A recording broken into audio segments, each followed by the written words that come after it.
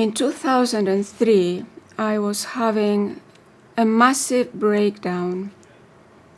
I was out of control writing, journal writing.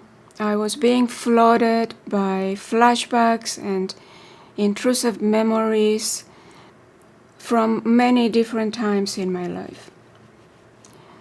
There was also a lot of confusion. I had many questions. Why was this happening to me? Why had my life been so difficult, so painful? Why, even though I have many talents, I never really blossomed? As this writing out of control continued, something unusual happened. These little bits of very funny conversations. Now I need to scratch my nose. Okay.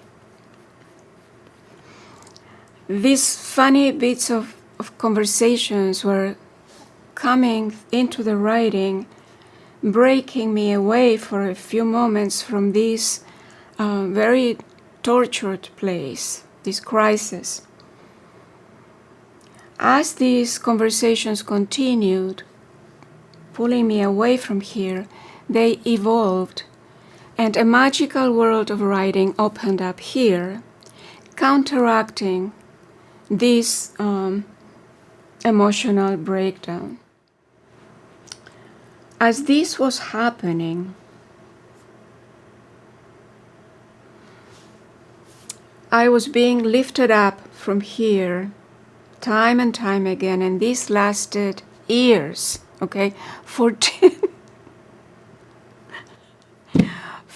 years of that, with some breaks, but pretty much it kept going.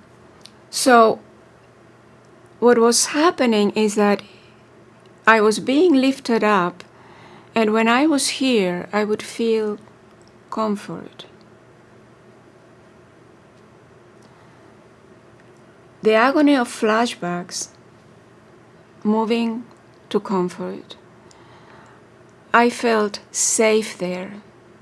I felt held in love. I felt I could rest. You have no idea how much I needed to rest. I was able to play and laugh and cry and giggle like a little kid being held. While this was happening, what I'm going to say right now was very difficult for me to face and to accept, okay? While this was happening and I was writing these conversations that created this, I felt in me a loving presence that was not me. It was a loving presence, soothing, calming.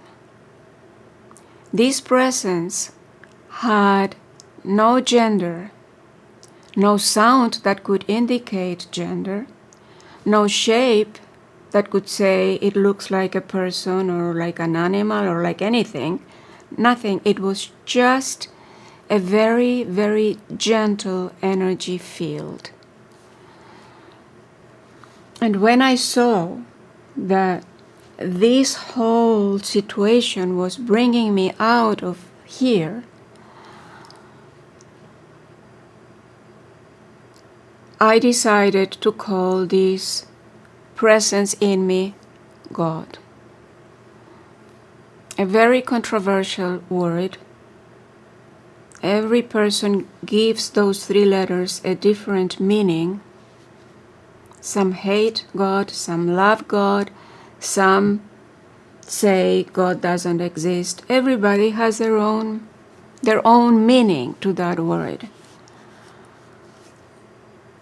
I give it many different meanings as well. For me, God, I experience God pretty much all the time, and in many different ways. So this loving presence was one of those ways. So when all this was happening, I realized this writing is not just for me. This writing is to be shared with the world, because the world needs to be lifted up from their suffering. The world needs to be comforted. The world needs to feel safe. The world needs to be seen and understood as I did, and accepted as I did, and not judged as I did. The world needs to rest. The world needs to cry and laugh and play and giggle like a little kid in loving arms. So you may remember this question, this silent scream that I had. What does God want from me? I had the answer. I was supposed to write a book about all these conversations and all about this healing that was happening. And I had to write the book and give it to the world. Okay? Now, at that point in my life, I was a mess. My life was a mess. That crisis was a direct result of what had happened with the church. I was in the middle of that ordeal with the church that lasted for years because I kept writing letters and that scream for justice was there.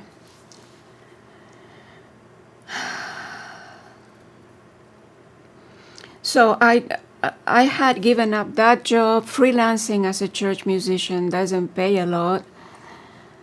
I had a concussion from a car accident. I had just taken my mother to the nursing home, which was the most heartbreaking decision I had to make. She was in an Alzheimer's unit. I had to advocate for her, which I did for 8 years there. I knew I could not keep my house. I had to find a place to move to. I had to prepare the house, etc. And I had to write a book and publish it. And I had no idea of how I was going to do that. No idea. 2 years later, 2005, I had bounced back. I had sold a house. I had bought a condo. I had found a job that was stable. It was a good salary. My mother was transferred to a better nursing home close to work. And I produced my show, God on the Back Burner, Call of the Broken Heart.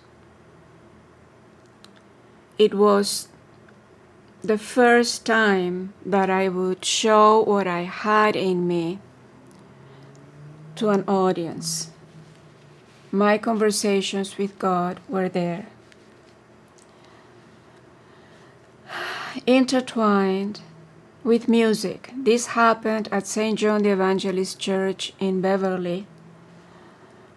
I was music director there, and the church choir sang in between conversations with God. We had timpani and brass, and I was playing and singing and directing the choir and acting and having conversations with God, who was an interfaith minister, Reverend Joel Grossman, whom I had met at the nursing home through hospice, because my mother was in and out of hospice for 8 years. So he played God. Now, that was the beginning of these creative works starting to pop out of me, one after the other. I couldn't stop. I was in labor for 7 years.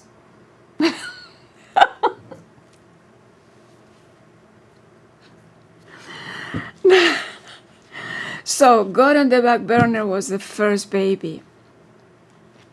It was really scary to make myself so vulnerable. And Stuart, my therapist, told me that by showing, talking about my pain, making it public, I was giving permission to others to do the same.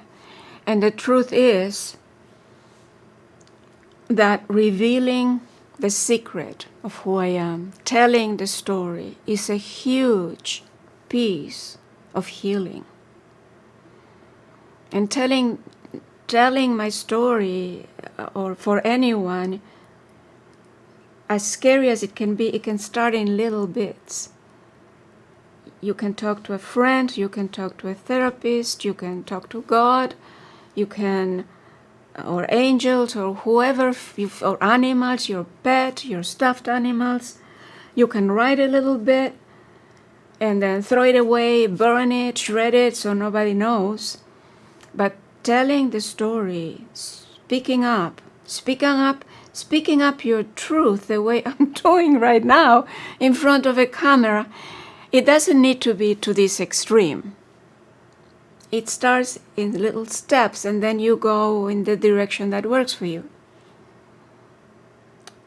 Now I lost, I don't know where I am. This show happened. Oh, I know what I was saying. No, I forgot. Okay, give me a second here. Okay. This show opened the gates for all these babies to come through me, and that could happen only because the pastor at St. John the Evangelist Catholic Church in Beverly allowed me to do this, to produce this show at the church. I will call him Father Teddy because he was always, the time I knew him, he was always a very private person. I'm sure he doesn't want his name here. But Father Teddy was a very good man, and he supported me, supported my work. It just makes all the difference to be appreciated and supported in any setting. All the difference. Father Teddy read my script. Later he read my books, and he said, "Georgelina, your writing falls within the Christian theology. Go for it." He would always say, "Go for it." We would meet once a month or so, because I always had all these ideas that I wanted to run by him, and he always would do that. So that was 2005. 2006, 7, and 8, my first 3 books, the first 3 books of the Flashback series, were self-published. Every book is like a chapter of my life that wraps memories that are very painful, but there's a lot of comfort and humor, etc. And after I would finish a book and self-publish it, it was out of my system. Memories, intrusive memories and flashbacks that used to come all the time stopped coming. I tell you, journal writing is a powerful tool. Whether it ends up in a book or not, it doesn't matter. Journal writing is a powerful healing tool. So these first 3 books, when they came out of me, that's it, moving on to the next. However, in 2008, after I self-published the 3rd one, which is The Immigrant / The Refugee, there were a few pages that I could tell separated themselves from the rest. And those few pages were flashbacks of military violence in Argentina. And so one day after that book had been self-published, I'm walking down the street, and all of a sudden, there's a movie playing in my head. And this was not a movie I had watched or viewed. This was my own movie, okay? It was going on and on and on in circles, repeating over and over the same thing. Those flashbacks had come back, but they were not flashbacks, were content for this movie that was coming to me. I told you, things just come to me. It was coming with music that I had written 10 years earlier. My first organ compositions, just short, simple, just my first baby steps as a composer. And this music was, these different pieces were the exact mood that I needed for this movie. And this movie was coming with images from my books, my little illustrations, my sketches, and there were new images that were coming that I was supposed to make. It was coming with sound effects, with narrative, and I had no idea of what am I going to do with this.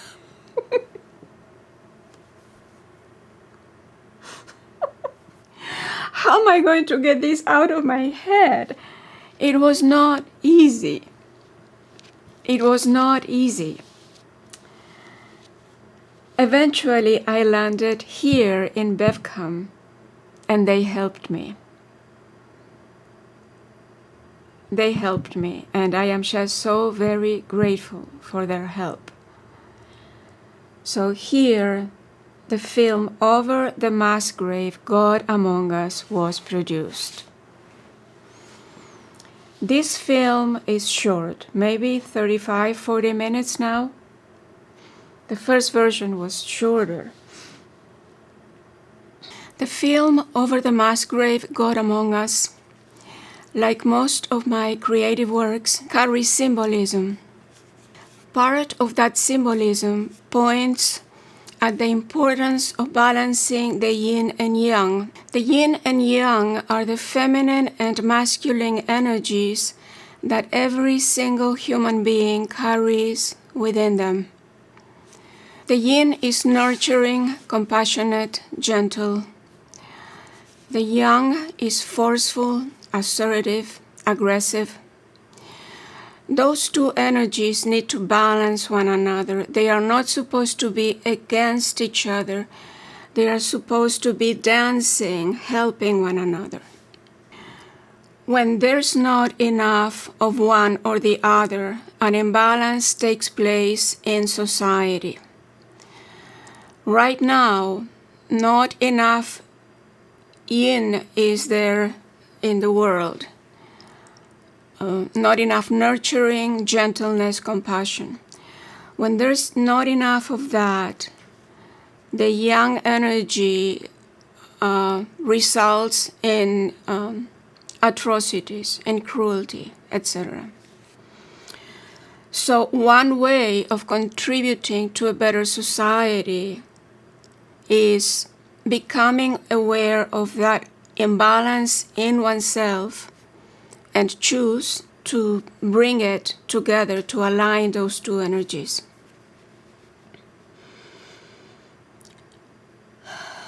Over the Mass Grave, in its first, in the original version, has an organ piece that I played for the audition at the New England Conservatory of Music. I then decided to remove that piece and replace it with a fragment of a musical production by my father called The City of Tomorrow. The city of tomorrow is the city of love, the city of light. Right now on the planet, there is a global movement, a global community holding the vision of a new earth. That vision has existed for a very, very long time, and it seems to be getting closer. Its manifestation seems to be getting closer. So now is the time for people to choose in which direction they want to go. Towards a new earth, that is the vision of the new earth, or do they want to stay in the world of the news? Making no choice is a choice in and of itself. Getting back to Over the Mass Grave, the city of tomorrow, which was produced over 3 decades ago, opens the gate to the energy of the new earth. When that edition was made on this film, all of a sudden I realized that here I had my father's music next to mine, my father's mysticism next to mine, and we were meeting there. The best of him, the best of me were coming together. The relationship with my parents was very, very difficult, very painful, very complex. They were both brilliant, very gifted, very good heart, very generous, and very wounded, because that's what being human means for most of us. We are all imperfect. So that resulted in these very difficult relationships. In the flashback series, which is 7 books of that series, there is a thread, one of many threads, which is the relationship with my mother. Is working through it, is healing it. The first book of the flashback series is Healing Journey of the Abandoned Child. The last book is Advocate, which is the final years of my mother in a nursing home, me being her advocate and her passing. So that 7-book series holds a big portion of my healing that relationship. I write some about my father there, but I couldn't really go into it because it was so painful. So I thought this will remain in me as unfinished business. I will never find closure. However, when his production came into this film Over the Mass Grave, and there was that alignment of the best of both of us, all of a sudden this messy father-daughter relationship wasn't so important anymore. This here, through the film, had created a space for healing. A holistic doctor told me once that I had to meet my father, to connect to my father in my own terms. And that's how it happened. I never planned on it. It just happened. One thing led to the other to come to this realization. And that is one of the many moments that I called magical.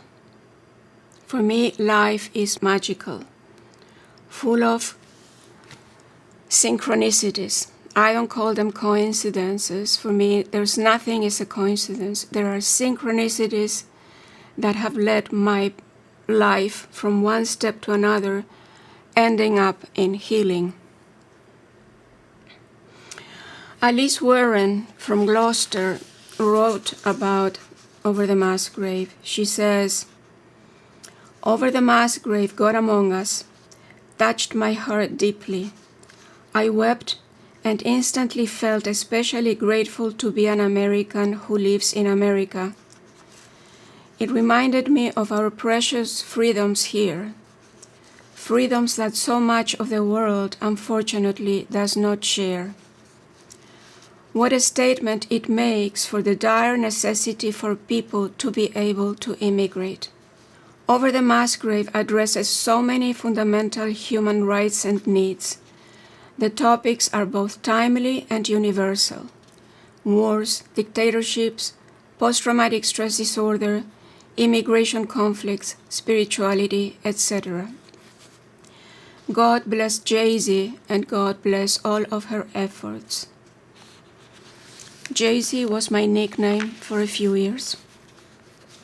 I'm back to my real name now, Georgelina. So Over the Mass Grave was produced here at Bebcom in 2009. Later that year, I came down with pneumonia, and I needed to take time off from work.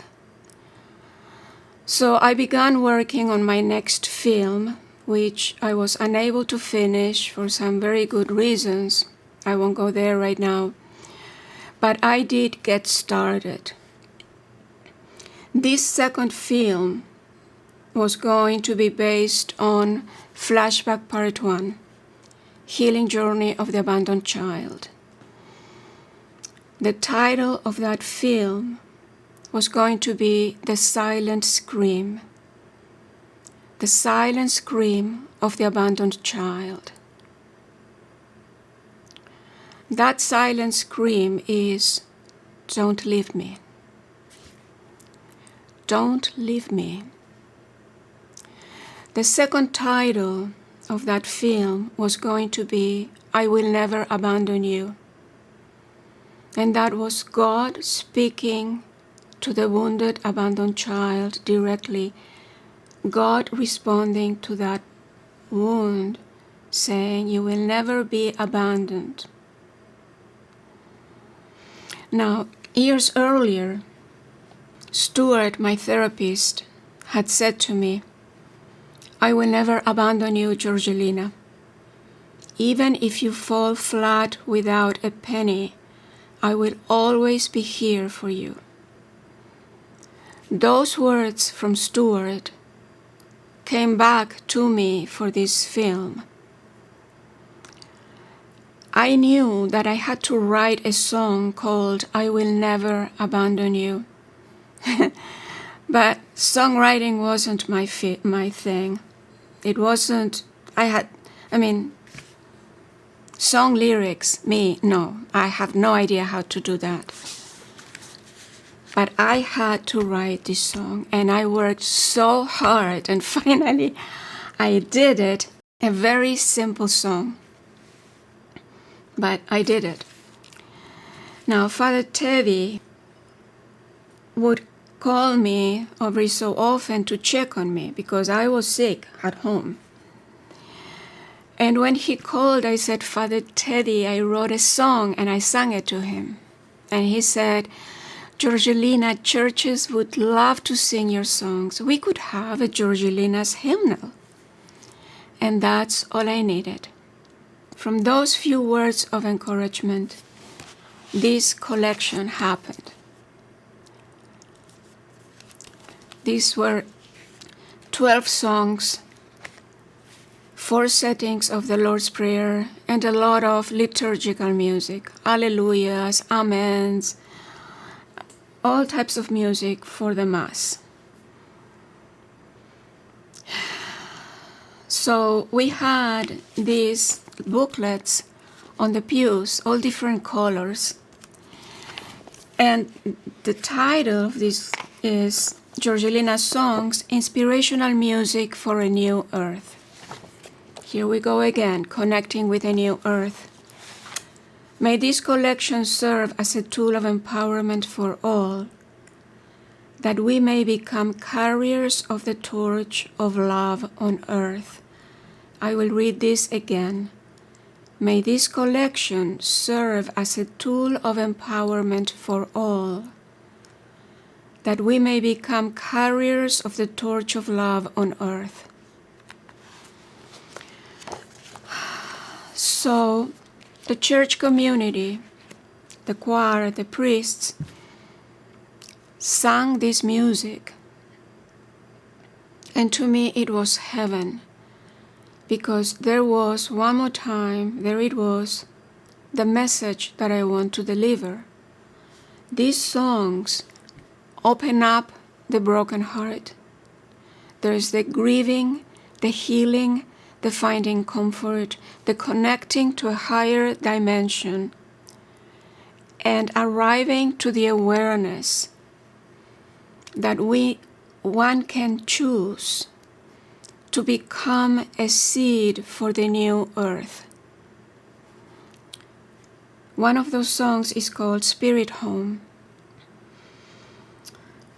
Some of those words are, we are the seed for a new earth, the seed of comfort, the seed of hope, the seed of love and unity.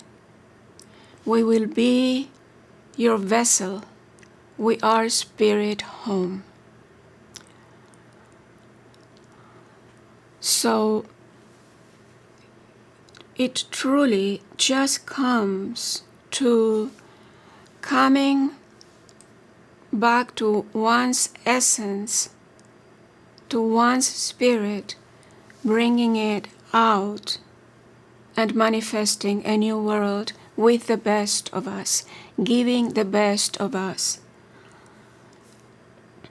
So when the St. John's Church community was singing this music, these songs, a friend at church said that the world should be singing these songs. And I had no idea how could I ever get the world to sing my songs. So I said, well, at least I'm going to record a few. And I started memorizing them, playing and singing 7 of these songs. And as I was practicing them, I started getting images from my books and content from my books and narrative. And all of a sudden, were being wrapped up by the content of a new film, which was produced here at Bebcom. That film was finished. Okay, I did finish that one. It's called Reach for the Stars, Jaycee's Story. Now, Reach for the Stars is not about reaching for stars that are unreachable. No, this is about reaching for stars that are very reachable, that are inside oneself. For me, I spoke before about that space in me that I have called my blue sky of eternity. That's where my stars are, in my blue sky of eternity.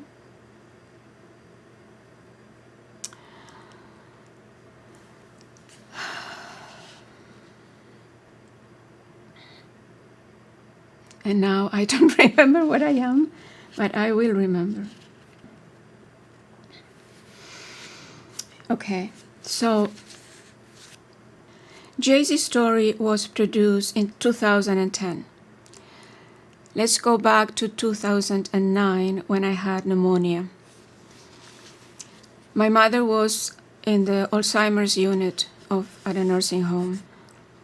I was there as much as I could. With some breaks, I would be there every day or every other day. When I came down with pneumonia, I realized I cannot continue to do that. I cannot take a chance of coming down with pneumonia for a second time. So I wrote a goodbye letter, and I asked Father Teddy to be there when I read it. He came, and he said, I will just sit here like an angel. And with an angel in the room, I said goodbye to my mother. Later, Father Teddy said that this letter could help a lot of people. So I included it in Flashback Part 4, that is this fat book here.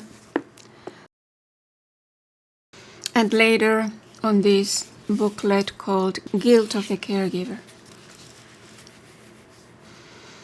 I will read from Guilt of the Caregiver, but before I do that, I just want to say that, again, I live life, I thrive in miracles, on miracles. No matter how hard my life has been, I have angels coming into my life consistently. Father Teddy was one of them. I have seen people coming in, friends, family, strangers, showing up out of nowhere to support me, to give me a word of encouragement, to give me a hand if I need to move, to pick me up from the floor when I fell under a cloth rack and nobody was there, and all of a sudden this man shows up and helps me to get out of there. I mean, so many amazing experiences that I have called miracles and that I have called angels coming into my life. Going through life knowing that this magical dimension is taking place is much easier than feeling alone, not knowing how to survive.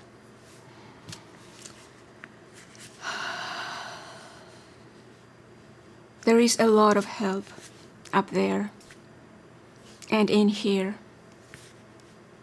A lot of help. So I will read from Guilt of the Caregiver. I couldn't let her go. I couldn't let my mother go. Journey through Alzheimer's. In October of 2015, I introduced my 4-booklet series, Journey of a Caregiver, at the Unitarian Church in Arlington. Guilt of a Caregiver is a response to the intense anguish, struggle, guilt, and despair that I sensed in my audience at that presentation. I knew what they were feeling. I had been there.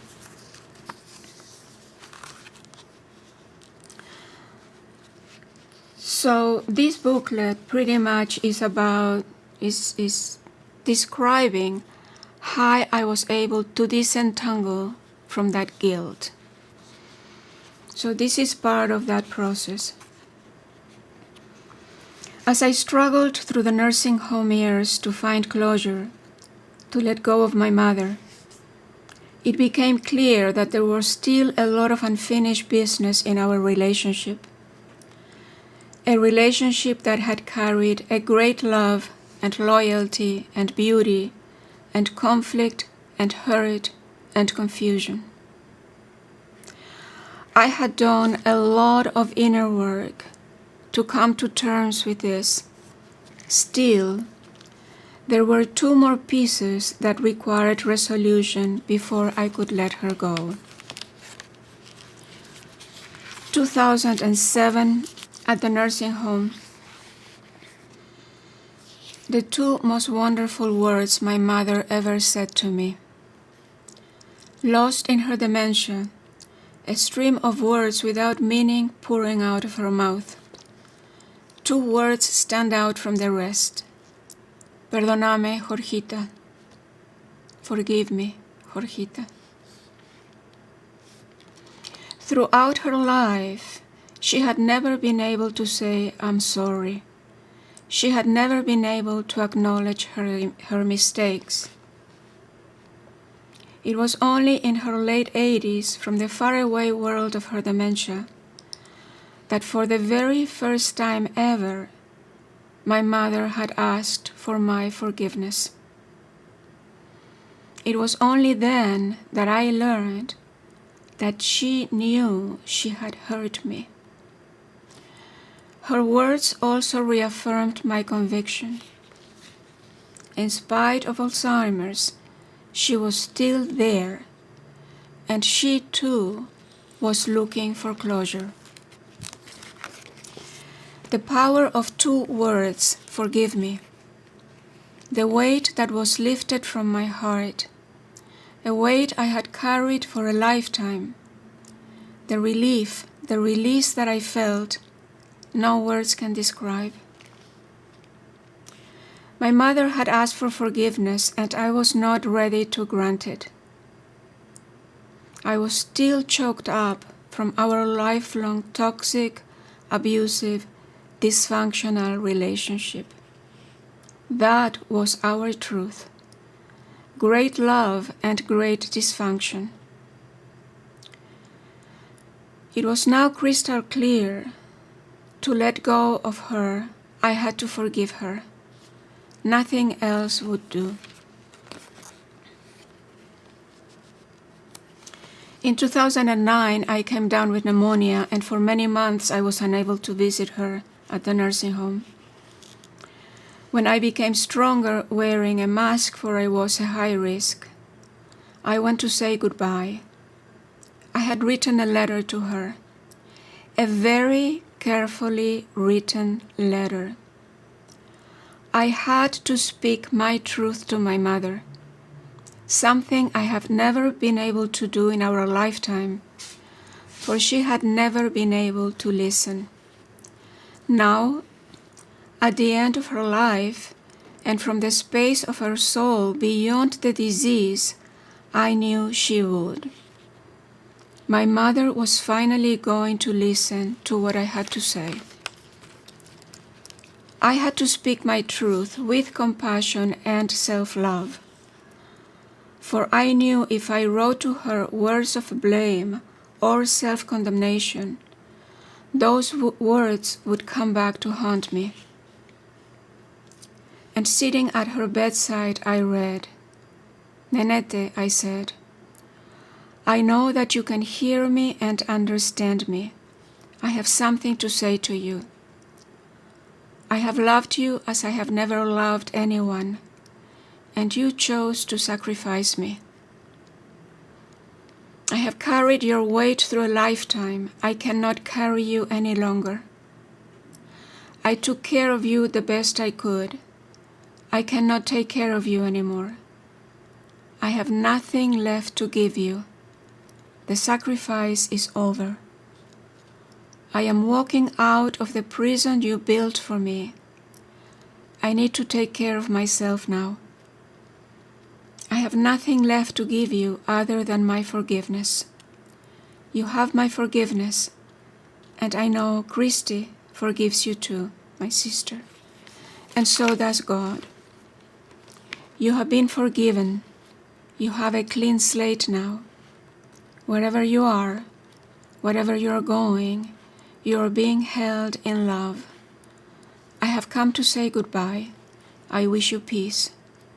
You need to move on, and so do I. You need to move on without me, and I need to move on without you. Reach out to the light. Reach out to your own soul. Reach out to God. He is waiting for you with open arms.